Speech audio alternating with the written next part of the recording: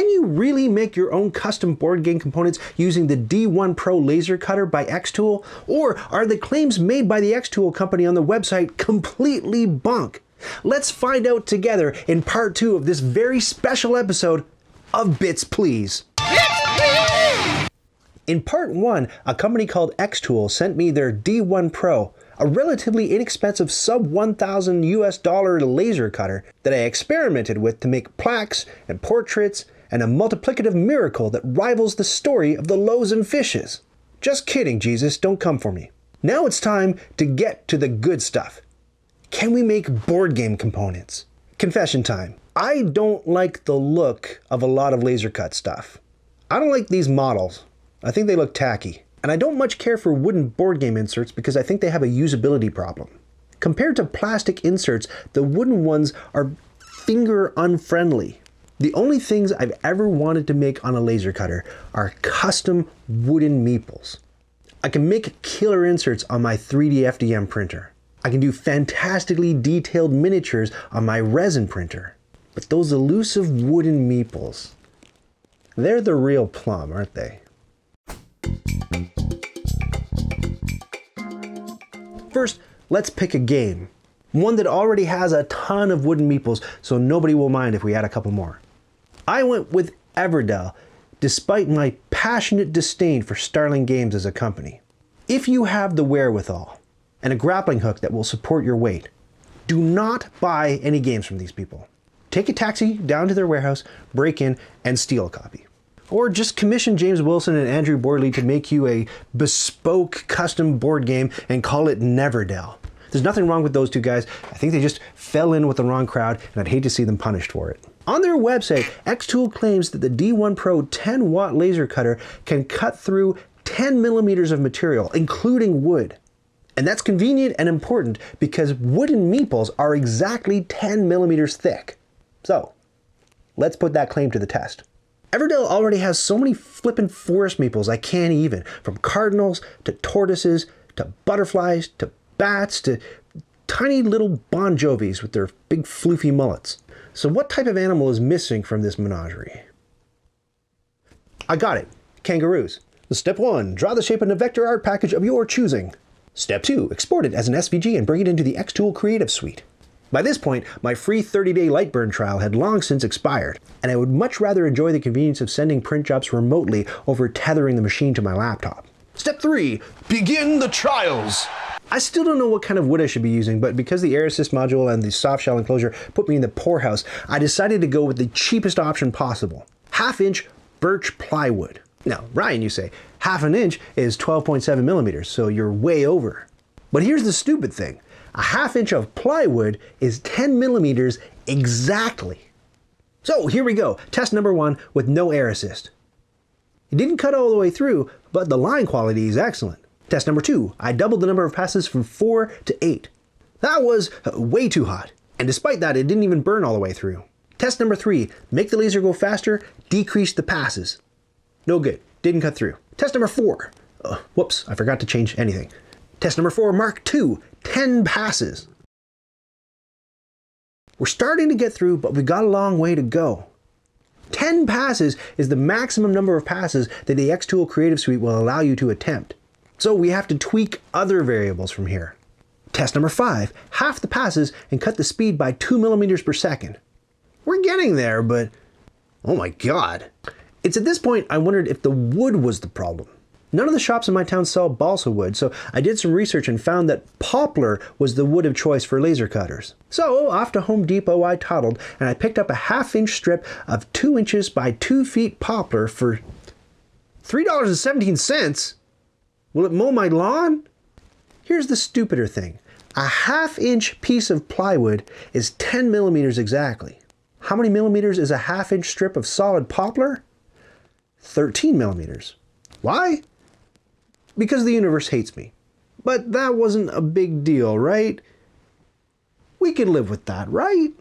So I resumed the kangaroo trials on that piece of poplar, and my old nemesis, the limiter switch, returned with a vengeance. So when I switched to poplar to try to cut out the kangaroo, and it would go around the line, it would get around to here, the neck, and then you see that singe mark, it would generate too much smoke, and it would trigger the beep thing. So I tried again, and again in the exact same spot, you know, it triggered the smoke alarm. And then I tried it again, and it got down to this neck part, and it beeped too much smoke. And then I adjusted so that I was getting to not go so fast. Oh, no, wait. Yeah, this one right here. And I adjusted it and tried to get it like to not go so fast, so it went a lot slower. It still had trouble in this area for some reason, like generating too much smoke, and it wasn't able to continue the job. So, you know, after that many tries, I decided to abandon Poplar. I was at a loss. I'm the hero of this story, you see, and the hero succeeds. The hero makes a kangaroo meeple. Damn it, even if the hero has to compromise a little. So here was the workaround. I knew that I could reliably cut through that 1/4-inch plywood I used to make those crests, and that plywood was exactly 5 millimeters thick. So what if I cut 2 kangaroo shapes and just glued them together? Looks good, right? You could only sort of see the seam along the middle of the edge, even after dumping a whole ton of paint on it. And I could live with that, right? Oh, come on, that totally sucks. I had to nail this. Back to the 1/2-inch plywood. Test number 10, test number 11, test number 12. Holy crap! This, friends, is the kangaroo that nearly burned my house down. I saw actual flames this time. I pushed the stop button, but the machine didn't turn off. I had to cut the power to it, which I wasn't super impressed with. The plastic enclosure wound up warped from the flames I generated. And still, it didn't cut cleanly through the board. By this point, I had tried every permutation I could think of, and I still wasn't getting through that 1/2-inch plywood. But the xTool website says the machine can cut through 10 millimeters. And obviously, you can't. Look, this is 23 different kangaroo trials on the 1/2-inch plywood. Obviously, xTool lied. It can't be done. You're just not gonna cut 10 millimeters with this machine. Or maybe you're not gonna cut 10 millimeters of plywood with this machine. Maybe the wood is the problem. Because it's not just wood, it's wood plus glue. Maybe the machine can get through the wood, it's just having trouble getting through the glue. Okay. Back to the solid wood poplar. I didn't have an expensive honeycomb platform, but I wondered if I could fake it by propping up the piece to promote airflow beneath it to help it cut. Ever the skinflint, I grabbed these 2 wooden paint stir sticks to prop up the poplar. Set power to 100. Steady. Set speed to 4 millimeters per second. Steady. Set passes to maximum. Run job. Result? Success! We did it! We cut through solid poplar with the D1 Pro. The website says it can do 10 millimeters. We cut through 13 millimeters. Everybody shut up for a second. Wooden meeples are not 13 millimeters. They're 10 millimeters. Just look at this absolute unit of a kangaroo. This meeple looks like he's gonna eat these other meeples. Then he's gonna take a crap, and that crap's gonna be bigger than they are. So how was I gonna whittle this piece of poplar down to the proper thickness? Sanding? No, sanding is for losers. Well, what about planing? Aha, Cheryl's grandfather had just bequeathed her his electric planer. There was no brand name on the box. And it looked a little, white label, to be honest. But I gave it a go, and oh God, it's on fire! I don't have pictures of this thing spewing black smoke the very moment I plugged it in and it began an immediate electrical fire because I was trying to not let the house burn down a second time. Cheryl took pity on me and she recognized the amount of torment I was going through in the basement. So she dug up a gift card that she'd received at Christmas for Home Depot, and we went and we bought the very last unit of this Ryobi electric planer that they had on sale for about $100. Boys, get yourself a Cheryl. You won't regret it. This was my first time using an electric planer, and I mean, nobody warned me. So with the wood whittled down to 10 millimeters, I ran a few more kangaroo trials. 100, 4, 8. Success. 100 for 6, success. 100 for 4, failure. Okay, 100 for 5, and it took a little coaxing to get the piece out. Okay, 100 for 6. These are the magic settings that you need to use on a strip of poplar that you've electric planed down from 13 millimeters to 10 millimeters and propped up on 2 paint stir sticks in order to make a joke meeple for a board game video. And here are the results. Spray painted and clear coated. Oh my goodness. They're beautiful. They're all so beautiful. At this point, I was flying high. Nothing could stop me. A little bit of cockiness goes a long way. xTool had shipped me another toy, their rotary tool. The idea behind this gizmo is that you unplug the cable that controls the machine's Y motion and you plug it into this thing, so that the laser can still go back and forth, but the up and down is translated into rotation, so that you can engrave things like aluminum water bottles. I think the first iteration of this device just had these rollers that would spin your item. And then as they developed it, they added some extra bits, like this suction cup that you could attach to a spherical object, like a Christmas ornament, and then engrave on that. I decided to start simply and just work with the default rollers, which you can adjust to fit the size of your object. But what was I gonna make? I was trying to think of a board game that had wooden dowels for player pieces. Well, Tzolk'in is one. It's this beautiful Mesoamerican themed game that has these amazing gears that interlock and turn on the board. But the player pieces are just these boring wooden dowels that ride around on the gears. Wouldn't it be amazing if we could laser engrave some kind of totem on a wooden dowel in order to make the player pieces a bit more thematic? I remember seeing these Tzolk'in pawns on Etsy a few years back and thinking about how cool they looked, but they were a touch too cartoony for my tastes, and they didn't fit the game well enough. I'd have to design some pawns of my own. But first, I needed to run some tests to see what was possible. I wanted to know if I could adjust the laser's power to cut deeper or shallower grooves into the dowel. My plan was to use the laser to sort of sculpt relief into the wood. The first test was promising. I wasn't quite sure why it didn't cut all the way around though. Test number 2, and I forgot to turn on air assist. And it still didn't go all the way around. Test number 3 went all the way around and then some. And you can see these little notches where the lines didn't quite meet up. They went off kilter. I needed to get a better sense of why it wasn't working. So I created this test print with numbers in little boxes to see if my measurements were off or what. And here's how that went.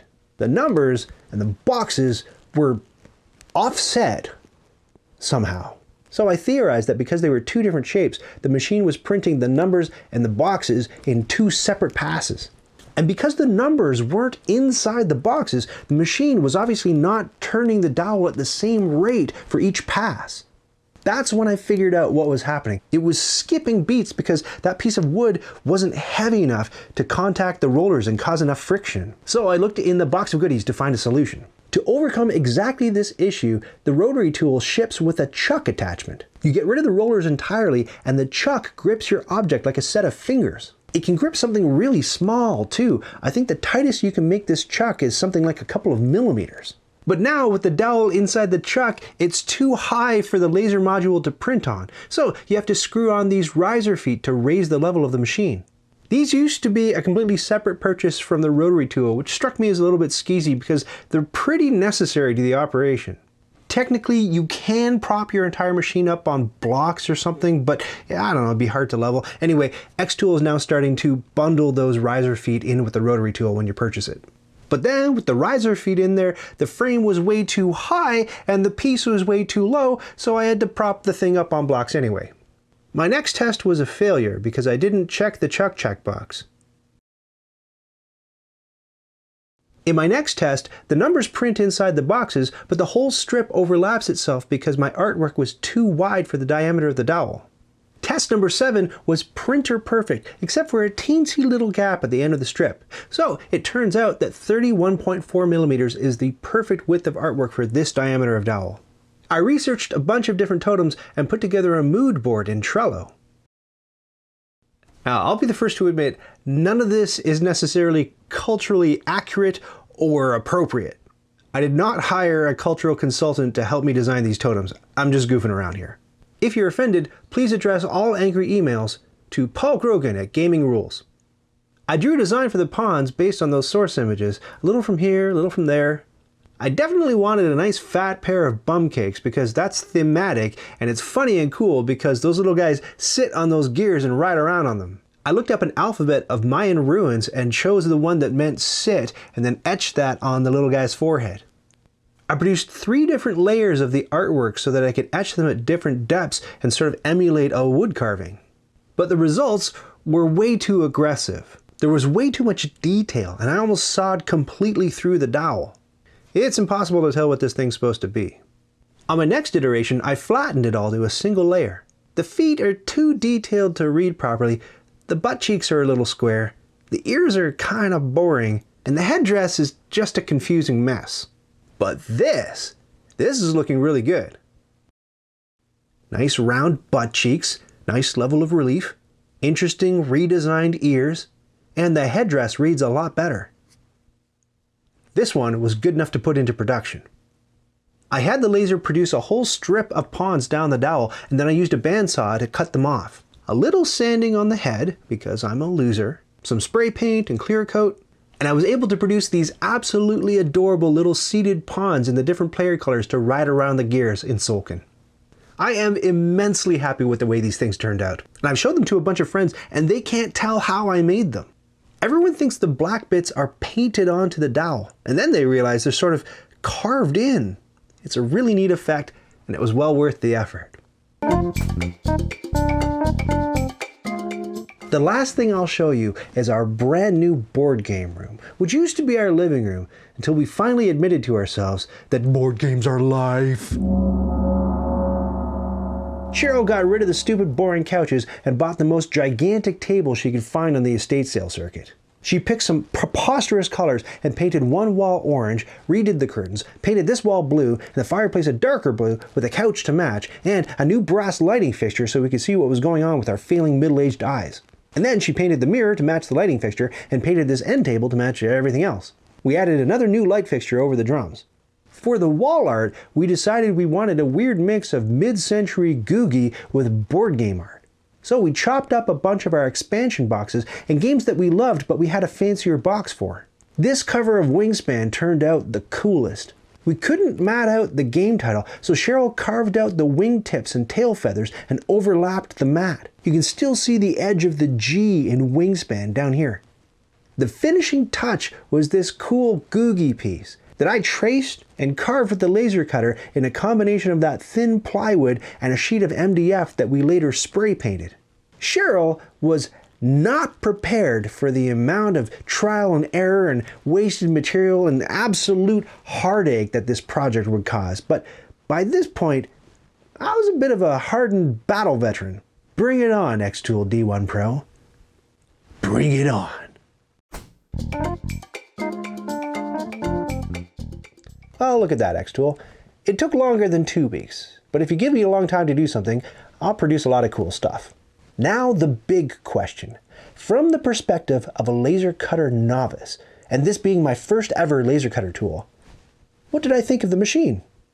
First things first, if you're going to operate a machine like this, or even something a little less flamey like a Cricut or some other laser plotter cutter, and you want to be able to produce exactly what you want and get great results, I firmly believe it behooves you to learn a vector art package. So either Illustrator or Animate or Inkscape. If you do that, you're going to be able to produce exactly what you want. You're going to have to rely a lot less on whatever software the producer of the tool provides for you. As for the D1 Pro itself, here are some pros and cons. Can it get through 10 millimeters like it says on the tin? Yes, and then some. I got through 13 millimeters. As long as there's no plywood glue involved, it's a pretty mighty machine.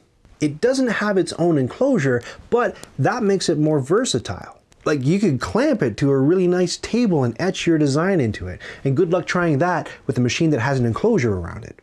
But then, good luck getting a perfect engraving on the first try. The flame alarm and the limiter alarm are so sensitive and it's idiotic to me that that's the same alarm tone for both of those issues. Because the way that you solve an overheating or a fire issue is vastly different from the way that you would solve an obstruction issue. Now, since I was suffering from those problems a lot way back last fall when I was working in the garage, xTool has upgraded the firmware of the machine so that when those alarms are tripped, the software tells you which of the two problems you're experiencing. That gives me hope that they'll upgrade the firmware even further in the future to fix some of these issues. So maybe they change the alarm tone so that when you have an overheating or fire detection issue, it's a long sustained beep, and when you have a limiter switch issue, it's an intermittent pulsing tone. Another really important firmware change that they made since I was having all these issues is that they provided you with a checkbox to decrease the sensitivity of both of those issues. So I suspect that they did that in response to a lot of customers saying that they were having problems with these two alarms going off all the time on them too. Another crucial change they can make to the device, and I think it's achievable through the firmware, is they could make it so that the laser can return to its point of origin when it started the job after one of these alarms is triggered, or after you complete the whole job and find that it didn't actually cut through your entire material and maybe you want to run a couple more passes. One major bummer about using the machine that the company obviously can't fix through software is that absolutely obnoxious tightening screw when you're trying to level the module. It makes setting up your job kind of miserable, especially when you're doing test after test after test on a really small object, like 23 trials of a Meeple kangaroo. The company's website has a table where you can go through and see a list of different materials and the thicknesses and the settings that you should use for each of those materials. But it's a really incomplete list, and I get the weird sense that a bunch of these settings are guesswork because I've tried them on certain materials and they're not super accurate. I'd like to see some actual real-world examples on that list, and I think that solid poplar should be there in like capital blinking letters at the top of the list so that new people like me, when they approach the device, maybe they look up this list and they see that that's like a preferred material to try to use if you're going to do wood, and so they might not have as many problems as I did when I was trying the machine out for the first time. To the people who cut down poplar for a living, please shave your planks down to 10 millimeters so that when we make custom board game meeples, we can avoid this happening. I do want to thank xTool for sending me this machine. I do plan to use it for that narrow 2-week window in Canada that we have when you can operate machines like this in comfort from your garage. And I already have a bunch of plans to include more laser cut pieces into more board game customization projects. If you're into the idea of buying an affordable laser cutter, and you don't mind that degree of frustrating trial and error I showed you for sometimes incredible results, and you're okay with spending the entire cost of the machine again on upgrades to make sure that it runs properly, check out the affiliate link in the description below. I'll try to put it up here too. You can pick up an xTool D1 Pro 10-watt laser cutter along with that rotary tool and a pack of risers just like the kit that I showed you. Your price will remain the same, and I'll receive a small commission to offset the cost of all that other crap I had to buy. In the end, thinking about owning this machine is kind of like looking at the tip of an iceberg.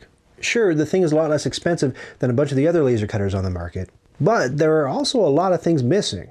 You probably want the air assist module, and the rotary tool, and the risers, and you should definitely get the honeycomb board, even though I got by with paint stir sticks.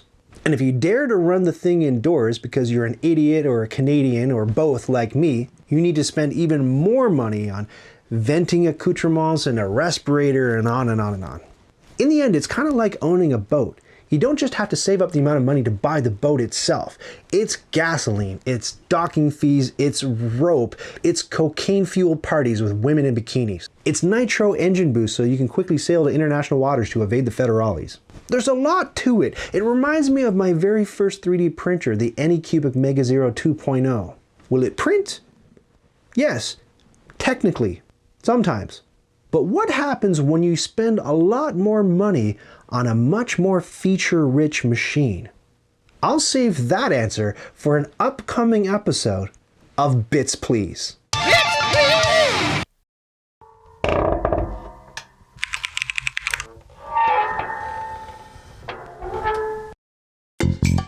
Did you just watch that whole thing? Oh, hey, to 100% this video, click the badge to subscribe, and then click the bell to get notifications when I've got new stuff.